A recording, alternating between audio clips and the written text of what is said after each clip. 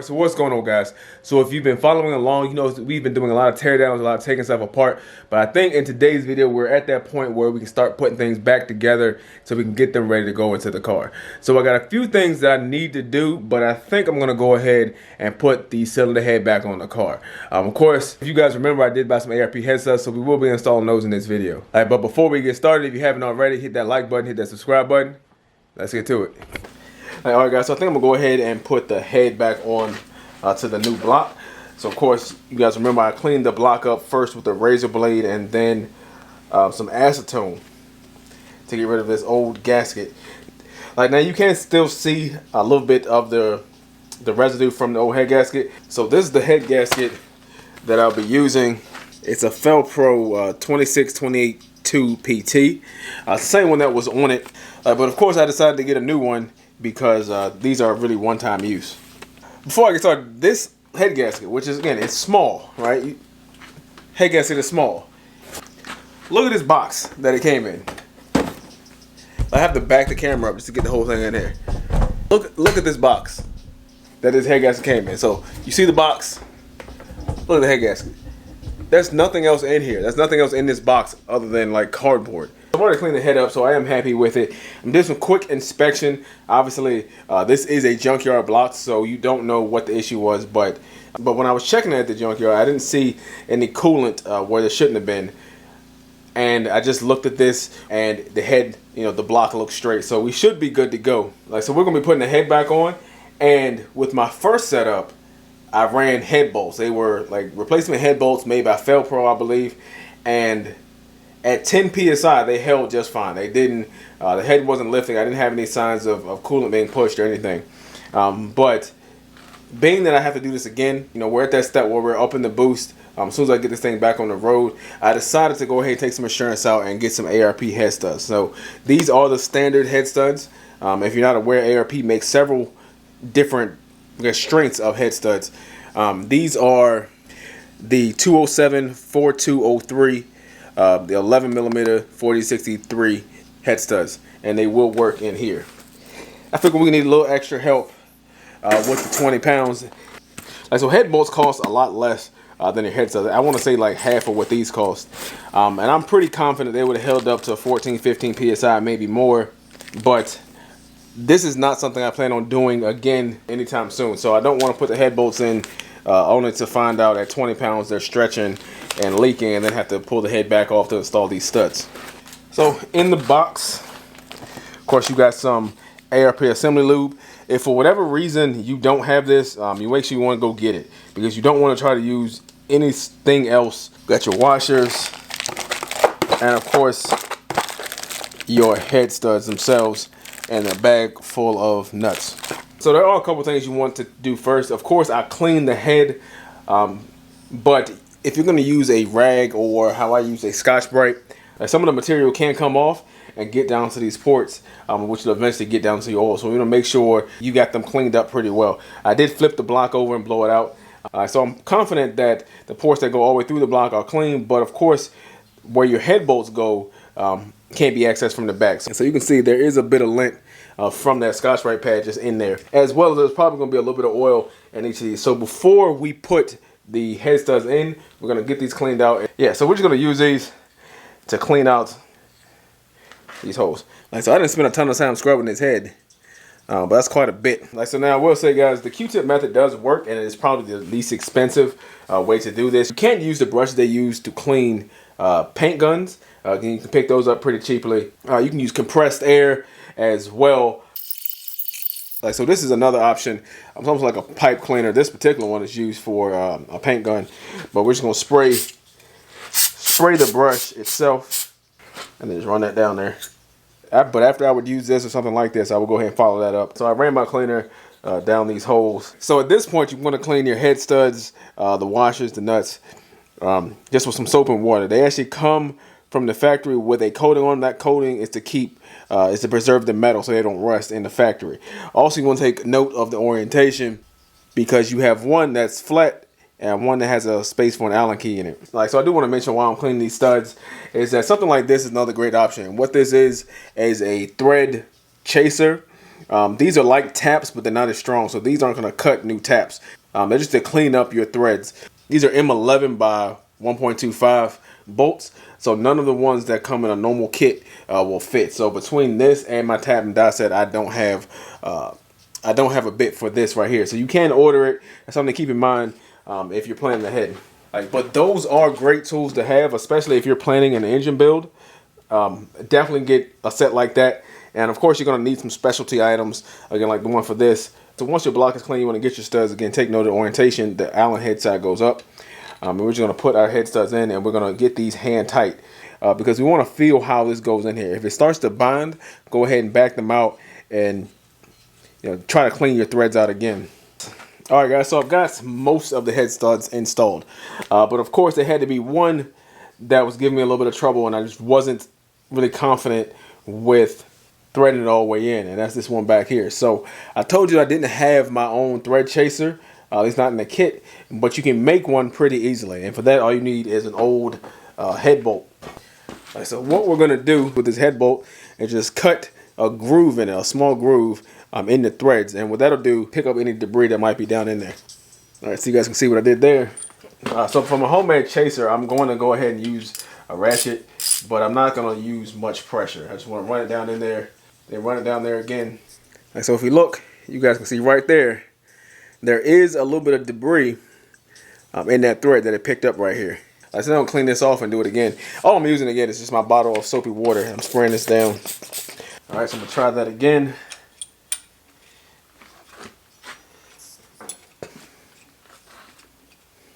Didn't look like it picked up anything on that second pass, but I'm gonna go ahead and try it one more time. And honestly, guys, in hindsight, it would have probably been better to just go ahead and make that thread chaser just to make sure all these bolt threads were good. So I might take all these back out and then chase them. All right, guys, so as I'm going back through this, I am taking these studs back out to chase the threads. They have a spot for an Allen key on top of them, and that's to aid with installation. Of course, not using much pressure just to get these down in there. I get them tight and then back them out. It's the same thing with my little chaser here. If I can get this all the way down without using the ratchet, then I'll just pull it out and clean it up. But if it starts to bind anywhere, I'll go ahead and use the ratchet. With the head studs installed, the next thing we want to do is just test fit the head gasket and make sure it fits. Of course, you don't want to push it down. Just kind of let it fall naturally. So we want to look, make sure all the ports are clear. None of them are being covered up. So keep in mind on this one, if you guys can see it, the wording is actually facing the front. So now I'm going to take this back off. And I'm going to coat this with copper spray. So this is what I'll be using, a product made by Permatex. It says it improves the heat transfer, helps seal, and this supposedly will help fill minor imperfections. Now, obviously, I didn't have this block machined. My head was machined, but that was on the old block. I'm assuming nothing has happened to it since then, but we never know. Some people say this doesn't do anything, but it's not going to hurt to go ahead and do it now. And if it doesn't do anything, then so be it. All right, guys, so that is done. You can see I used just an old dipstick to hold it. The only thing with this, you want to make sure you get a good even coating. Obviously, with the head gasket being blue, you don't want to see any of that. So now we're just going to try to set this. Now I know I can grab down here because this piece hangs off of the cylinder head. But there are a few spots you can see, like I said, in this corner, you can touch it where this little rivet is, and the same thing over here. So you can use those spots to grab it. And now I'm going to get my cylinder head and get ready to put this thing on. So the only thing you have to worry about with the cylinder head is to not mar it with these head studs. So you do have to be careful on the alignment.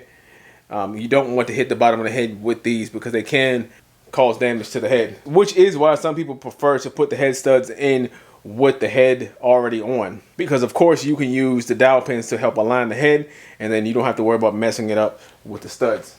And of course, if you have someone to help you, that's even better.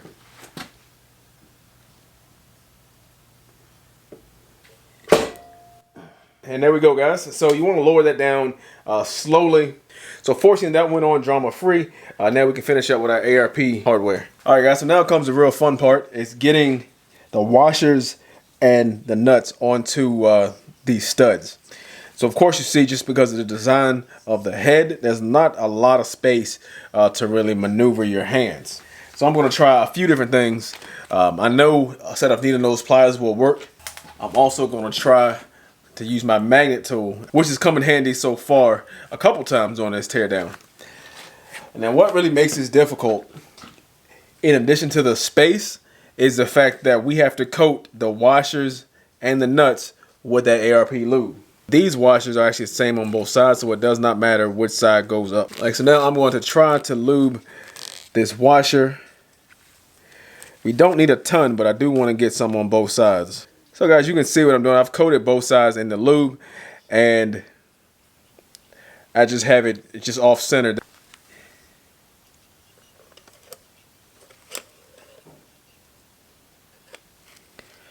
And I can just kind of drop it on there, and then use my finger to push it back, to push it down. So now we just gotta repeat that 8 more times. All right guys, so I got the washers coated and in. I put a dab of the lube on each stud, and now I'm gonna put some more on to the nuts. I actually pulled the magnet out a little bit because it does turn. So if I pull it out and then just grab the base of it, I was able to get the nut on to the stud.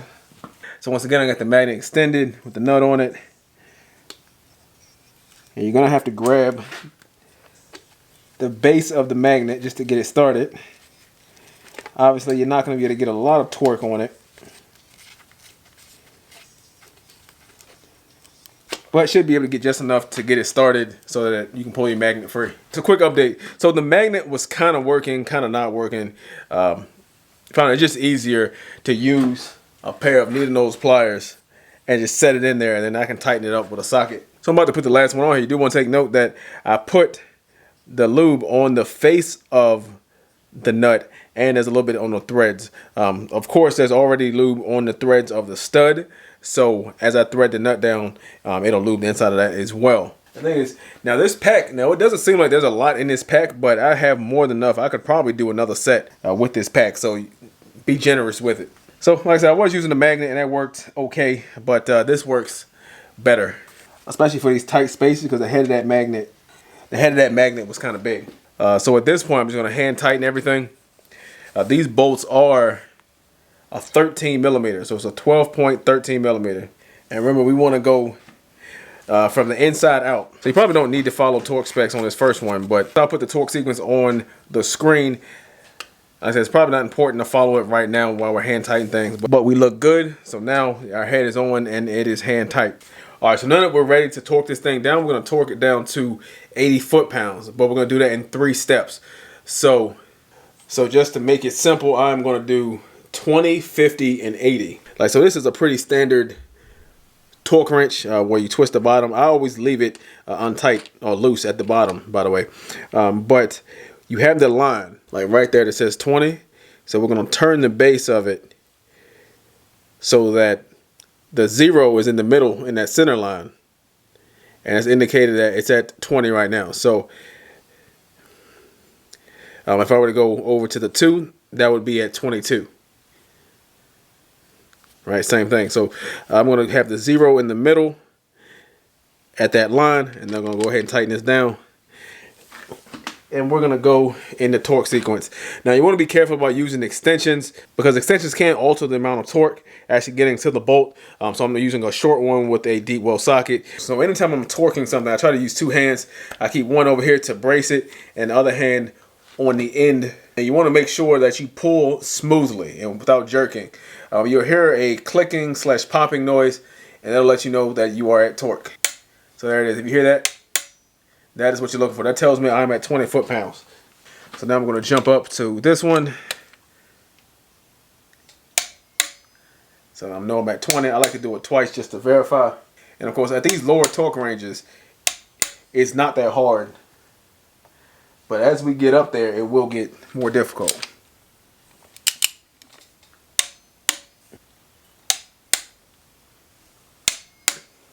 Back over here to 7.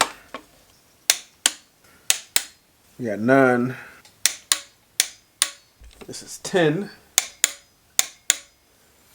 All right, so now everything should be at 20 foot-pounds. I'm just gonna go back over it one more time in that same sequence, just to make sure. All right, so that is the first step in our torque sequence. Everything is torqued down to 20 foot-pounds. So now I'm going to unscrew the bottom, then turn this to 50. All right, so now we are at 50. Tighten this bottom piece back down, and just repeat the same thing.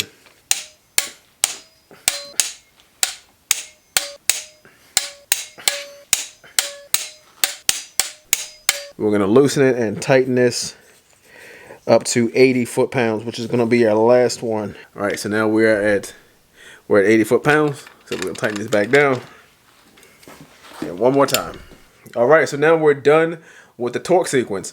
All that remains now to get this thing back in the car. Like I said, I am gonna still clean up all of my accessories. So that's really it, guys. So I did want to mention a couple things. First, that copper spray is really not necessary. Your MLS gaskets do come with a coating to help them seal.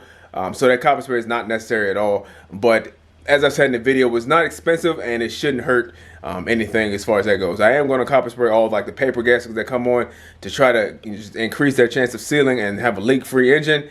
That's the hope anyway.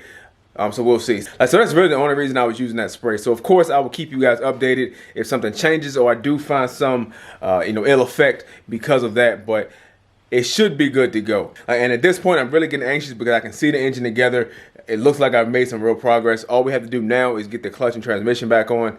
But of course that's going to bring its own problems, being that my engine is up on a stand. So I have to figure something out with that, especially because I don't have a hoist. So I'll keep you guys updated on that as well. But with that said, I do want to thank you guys for watching the video. If you haven't already, hit that like button, hit that subscribe button. Have a great day.